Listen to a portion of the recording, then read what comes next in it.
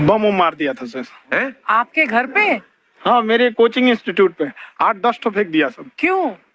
Actually हम पढ़ाई जो क्लासेज है तो उसके हम बहुत कम फी लेते हैं, नॉमिनल। अभी भी कोई लड़का क्लास करना चाहता है, पूरा सब्जेक्ट 200 में कर लेता है, फीस ही है पूरे सिलेबस की 200 रुपए? हाँ, तो बाकियों को थोड़ा सा प्रॉब्लम आने लगा।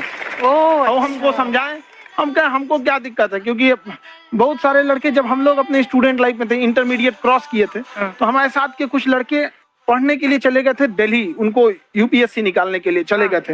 हालांकि जो गए थे उनमें किसी का नहीं हुआ। तो हम लोग ना उनको जब स्टेशन छोड़ने आए थे, बड़ा भारी मन से हम लोगों ने विदा किया कि इन लोग के गार्जियन कितने पैसे वाले, इन्हें भेज दिए वहां, हम लोग के नहीं भेज सकते थे। तो ऐसे लाखों स्टूडेंट है जिनके गार्जियन नहीं भेज सकते। इनका मतलब गरीब होना कोई अपराध नहीं है, उसे कोई पढ़ाई से नहीं रोक सकता। बिल्कुल।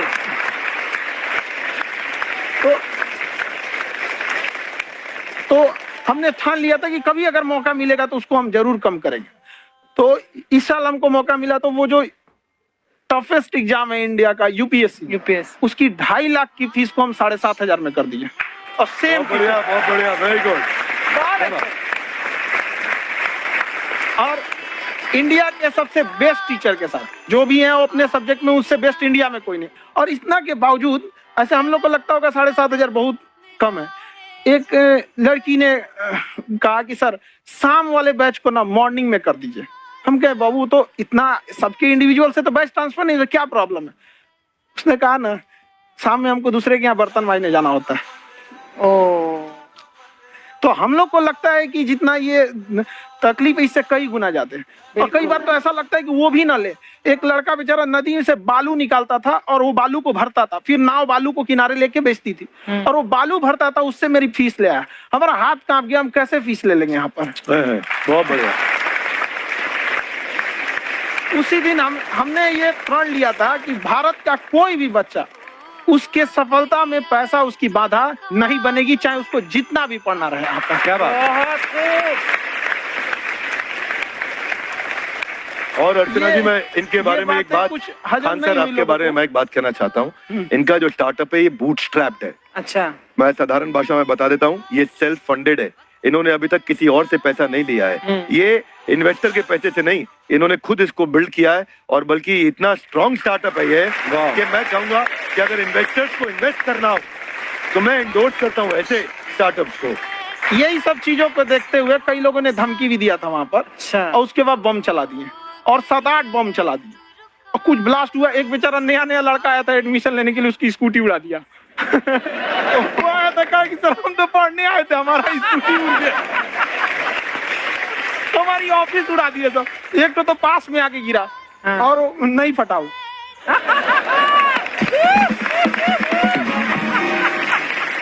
बाद में बहुत सारे लोग धमकियां दिए, लेकिन कहते हैं ना सूरज कितना भी तेज चमक ले समंदर नहीं सुखा सकता। वाह वाह वाह, क्या बात है।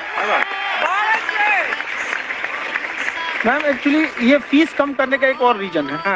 2.5 लाख 3 लाख की जो फीस में सब लोग पढ़ाई अफोर्ड नहीं कर पाते, इसलिए वो कुछ ही लोग अफोर्ड कर पाते हैं। तो उनका मेंटल लेवल तो बहुत ऊपर चला जाता है, लेकिन एक पूरे देश का मेंटल लेवल थोड़ा सा स्टेबल नहीं हो पाता। तो जब फीस कम रहेगी तो हर वो लड़का तैयारी करने के लिए आगे आएगा जिसका सपना है देश के लिए कुछ करने का। सीटें लिमिटेड हैं, उन्हें को मिलेगी, लेकिन जिन्हें नहीं मिलेगी उसे मिलेगा देश का एक जिम्मेदार नागरिक। तो इस देश को बदलना। क्या बात। हम लोग विश्व गुरु कहे जाते थे, क्यों? क्योंकि दुनिया से लोग हमारे यहाँ पढ़ने आए थे। चाइना से हैंसांग आया, फायान आया, आज कोई नहीं आता है। हम लोग का उद्देश्य एक समय आएगा जो फिर आएंगे यहाँ पढ़ने के लिए। क्या बात है। पर आप देखो अर्चना जी, सबसे ज्यादा आईपीएस आईएएस बिहार से निकलते हैं। आप देखो पढ़ाई लिखाई में पॉलिटिशियन बहुत बड़े बड़े निकले हैं। अब तो ऐसा नहीं है, नहीं है, खेती करेगा तो कोई खास वो नहीं रहे, ऑप्शन भी नहीं है। सही बात है। बिहार की मिट्टी में एक चीज है, जिद तो बहुत जबरदस्त है। कुछ भी नहीं रहेगा तो सब कुछ पाने का उसको जिद रहेगा, करके भी दिखा देगा। कर देंगे हम आपको।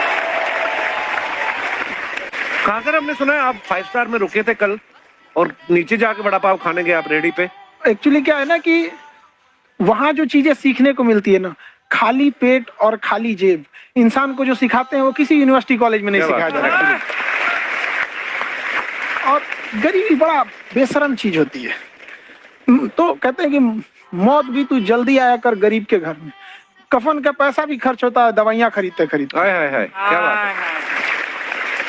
और खान सर की खासियत ये है कि जिसको तो पढ़ना है, जिसको एजुकेशन चाहिए, वो तो इनका वीडियो देखते हैं, लेकिन वैसे भी कई लोग, जैसे अर्चना जी बात करी थी, कहती मैंने जब देखना शुरू किया तो मैंने बैक टू बैक इतने सारे वीडियोस देखे, क्योंकि आपका जो तरीका जो बोलने में, एक तो इनकी जो टोन है पढ़ाने में, और साथ साथ में जो ह्यूमर आता रहता है, तो उसकी वजह से और भी इंटरेस्टिंग हो जाते हैं आपके वीडियो। शुरुआत में हम लोग जब स्टूडेंट लाइफ में थे, या हम कई स्टूडेंट को भी देखते हैं, वो बेचारे जब थक जाते हैं तो आपका शो देखने लगते हैं। तो शुरू में हमको लगता था जब इसमें कि अरे ये हमारी पढ़ाई उसके लिए है, लेकिन पढ़ाई में थक जाता है, शो देख के नहीं थक जाता है। तो हमने सोचा दोनों को मिक्स कर देते हैं। तो हमने उसको, और आज आपको पता नहीं, हमने भी यही किया है। मिक्स करने। हमारे एजुकेशन सिस्टम में दो कमी है, एक एजुकेशन की, दूसरा सिस्टम की।